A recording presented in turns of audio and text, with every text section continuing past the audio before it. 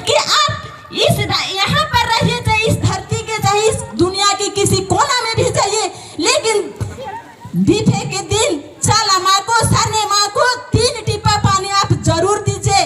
और ये माँ का आप 3 टिप्पा पानी दे करके देखिए, इनके ऊपर आशा और भरोसा और विश्वास करके देखिए, तब आपको पता चलेगा कि सचमुच हम लोगों का सरना माँ कितना बड़ा शक्तिशाली और महान है। हम आदिवासी उस धरती को पूजा करते हैं, इस धरती में सारा सृष्टि समाया हुआ है। हम आदिवासी लोग उस प्रकृति को पूजा करते हैं। इस प्रकृति के बिना हम किसी भी जीव जंतु का कल्पना नहीं कर सकते हैं। कर सकते हैं क्या? नहीं कर सकते हैं।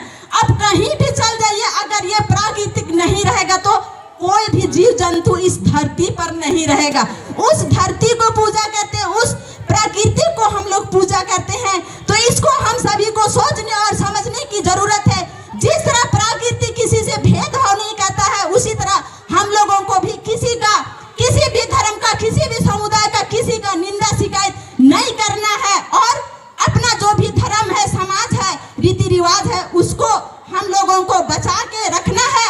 हमारे पूर्वज लोग कितना सुंदर सरना स्थल दिए, अखड़ा दिए, झखड़ा दिए, इस सारा चीज को हम लोगों को बचा के रखना है। तो मैं इतना ही कहकर धन्यवाद।